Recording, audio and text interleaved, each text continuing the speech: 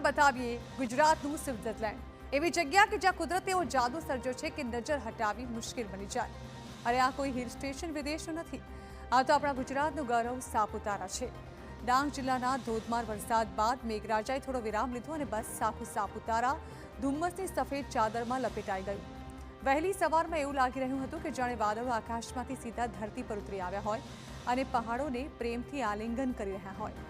ચારે તરફ હરિયાળી, ઠંડી ઠંડી હવા, ધુમ્મસથી ઢંકાયેલા પહાડો અને મનને શાંતિ આપતું કુદરતનું અદ્ભુત રૂપ. ખરેખર આ નજારો જેટલો કેમેરામાં સુંદર લાગે છે તેનાથી અનેક ગણો વધુ આહલાદક રૂબરૂમાં અનુભવાય છે. જો તમે પણ વરસાદની સિઝનમાં કુદરતને નજીકથી માણવા માંગતા હો તો અત્યારે સાપુતારા ફરવા જવાનો બેસ્ટ સમય છે. તો પરિવાર કે મિત્રો સાથે એક સુંદર મોન્સૂન ટ્રીપનો પ્લાન બનાવો અને કુદરતના જાદુઈ નજારાનો આનંદ જરૂર માણો.